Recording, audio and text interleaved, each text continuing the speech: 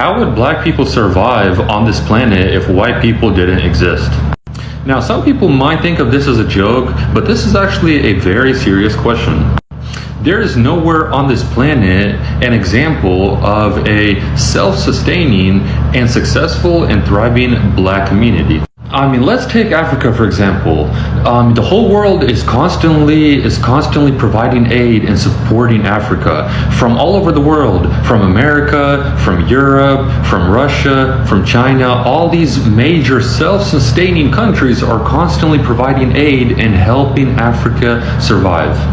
Same thing here in America. We have all these programs like Section 8 housing, welfare, food stamps that help out the black community. So it is a real question. How would black people survive and self-sustain if white people did not exist? Why do I tip the IRS 300%? Because they are the only ones that know what to do with my money better than I do. The IRS are the only people that deserve to get tipped. This year, I will be tipping 100%. Last year, I tipped only 100%. This year, it's going to be 300. 100 of my usual, and then an extra 100% that can go towards illegal immigrants because they need a place to live. And then 100% can go towards reparations for black people, because who else is going to work in this country if not for white people? How are black people going to survive and live if white people don't take care of them?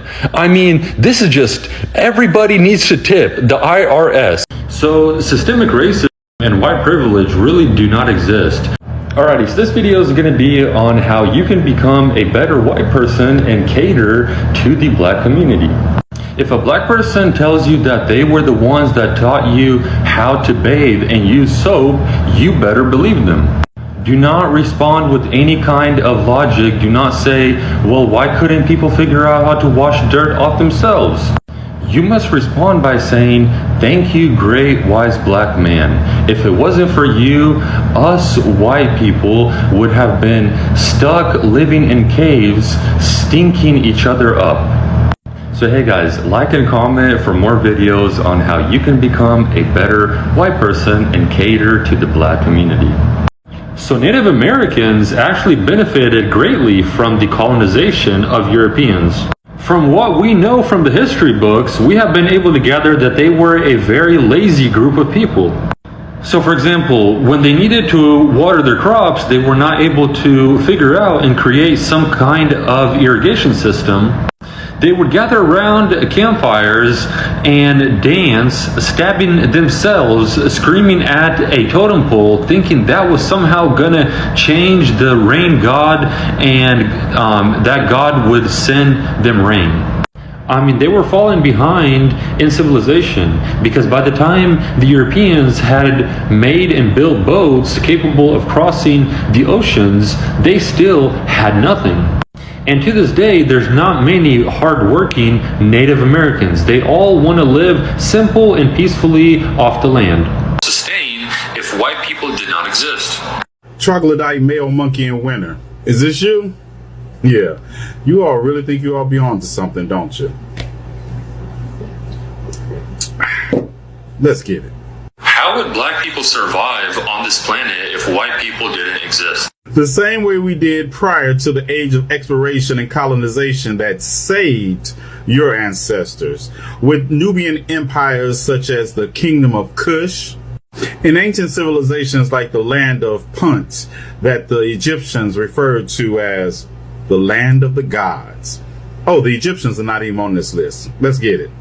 With city-states like Carthage that were the North African hub of commercial activity and flourished for over 500 years. That would be longer than the United States has been in existence. The great Ethiopian kingdom of Axiom, while Rome was rising and falling, its influence was spreading throughout Africa from a base in Ethiopia. And without white people, the Mali Empire got along just fine through Western Africa with its crown jewel of Timbuktu, an educational center that it took Europe hundreds of years to even catch up with. Oh, and let's not forget the Songhai Empire of West Africa that encompassed more area and territory than all of Western Europe combined. And my personal favorite, the Great Zimbabwe, that rivaled anything Europe had to offer in 1100 CE. It was a trading mecca. Goods and services were traded there from all over Africa and also included trade with India, China, and the Arabian Empire. Now, you were saying something else. There is nowhere on this planet an example of a self-sustaining and successful and thriving black community. I mean, let's take Africa for example.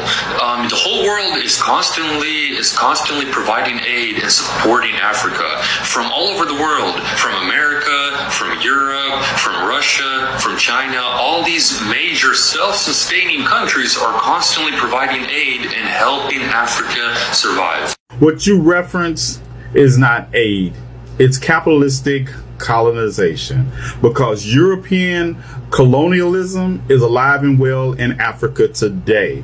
And America, Russia, China, all of them are jumping on the bandwagon. Why, you may ask? Because Africa, by far, contains the most mineral wealth of any continent on this planet. Oil, copper, gold, diamonds, all the precious metals are found in Africa, as well as timber. That is why all of these nations you mentioned want to get a foothold and colonize in Africa today. It is not Africa who needs Europe. It's Europe and America who needs Africa. Now continue with some more of your delusions. Same thing here in America. We have all these programs like Section 8 housing, welfare, food stamps that help out the black community. Section 8. Let's make this quick, because your stupid ass could have just Googled this. But about half, 49%, of projected base Section 8 recipients are white. About a third, 33%, are black, and 13% are Hispanic. That's Section 8. Moving right along. Next. Welfare. Something else you could have just Googled. You would have discovered that 75.2% of the welfare paid in 2020 went to retired workers and dependents accounts. And you would also discover that 36.5% of welfare recipients are white, while 25.8% are black. Nowhere on this planet an example of a self-sustaining and successful and thriving black community. There have been many examples in this country alone of self-sustaining, thriving black communities, but your ancestors could not stand to see them prosper and thrive. That's why you continually burnt them down. Communities like Colfax, Louisiana in 1873. Communities like Wilmington, North Carolina, where the first coup in this country actually took place when racist supremacists couldn't stand to see elected black officials in power and ran them out of town and destroyed or took all their property. And let's not forget what happened in 1906 in Atlanta, when white people were threatened by the upward mobility of the black community in Atlanta, and all of a sudden 4 random white women accused some unknown random black men of raping them, therefore kicking off a 1906 massacre in Atlanta. And probably the bloodiest moment in American history when it came to racial massacres occurred in Elaine, Arkansas in 1919, where the black population outnumbered the white population by 10 to 1, thriving 10 to 1. And when that thriving black community in Elaine, Arkansas got together and decided to demand justice with their economic might, what happened? Oh yeah, that's right. White people showed up and massacred them. Yeah, and let's not forget Rosewood, 1923, a thriving black community that Fannie Taylor decided to destroy by saying that she was raped by a black man. And who did they go get first? The local blacksmith. And before killing him. They made sure to torture and mutilate him and hung him from a tree and proceeded to start to burn down a thriving black community. Listen here, you poster child. White people didn't exist. The real question, the actual question, you absolute racist fool, is how would white people survive without black people? For centuries, white nations, white empires have been colonizing African nations and raping them, extracting everything they possibly can, from minerals to oil to food, everything. That's number one. Oh, those nations aren't providing aid. They're taking everything they can from African nations. Number two, the United States would not be here as an economy if it wasn't for the slave trade. So just shut up. If white people didn't exist. We'd be okay. We would survive with seasoned food and the sun. Joke, but this is actually a very serious question. The truth is, you will always point your finger at black people because that's what you do. That's what white supremacists do. And you, sir, are a diehard white supremacist. You will always be pointing your finger at black folks, and you will never point your finger at white people. You will never point your finger and acknowledge what we've done in the most serious way without a big fat deflection, without a big fat denial, without a big fat butt in it. You need white supremacy because that's your fucking crutch. So the difference between white people and black people is you, sir, and your people, my people, white people, are morally inferior race because we continue to support, uplift, and enable white supremacy. That's our fucking crutch, and that's why we're inferior morally. And that's why you will never, ever acknowledge all the shit that white man has done to black people today and yesterday. Absolutely no question about it. All black people would be thriving if it were not for the white man. The white man has stolen every single resource out of Africa, including people. Human trafficking, enslavement, colonialization. They have robbed, raped that continent of every single resource imaginable. Absolutely. If white people did not exist, all black people would be thriving. That goes without question, as would all indigenous people and most brown people too. It was the white man's greed. It was the white man's genocide, the white man's enslavement, and the white man's colonialization that fucked this world up. And that's one thing that white people have never understood, was because of the damage the white man caused. Remember this, the white people, white man has always been disagreeable in times of peace. And thriving black. Let me get this clear. You want to see an example of a self-sustaining, successful black town.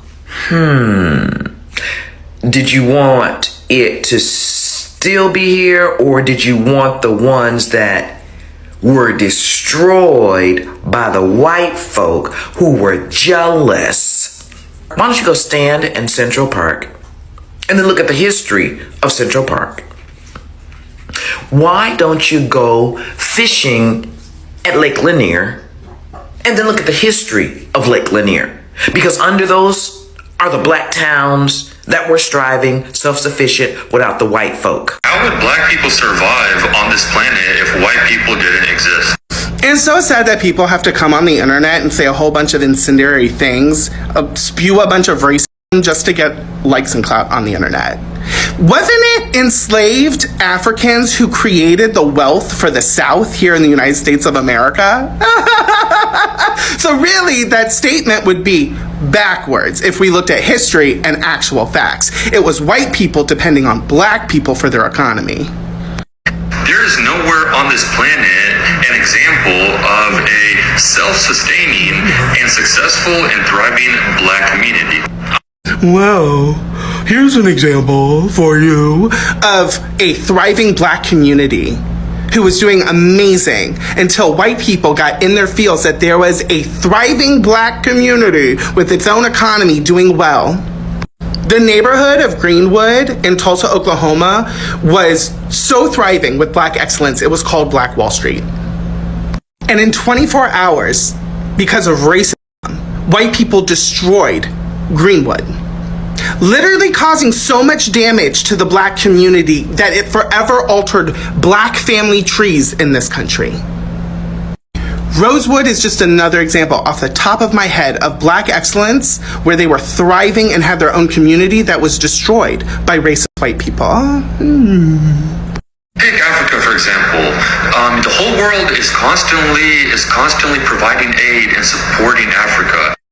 Let's take Africa, for instance, and how resource-rich Africa is. But because of colonization and the effects of these countries, to this day, stealing the resources away from Africa, many Africans and African nations haven't been able to build up an economy on the resources that are rightly theirs. Yeah, the reason why a lot of people are having to come to Africa's aid is because a lot of those people coming to Africa's aid are draining Africa of its resources and its ability to make money. It is so abhorrent to me that people nowadays feel so entitled to get on the internet and spew a bunch of hatred to a community because you are uneducated and have no idea what you're talking about. Google is free. All of your points could have literally been solved for you and your racism if you just Googled. Let's do better, babes.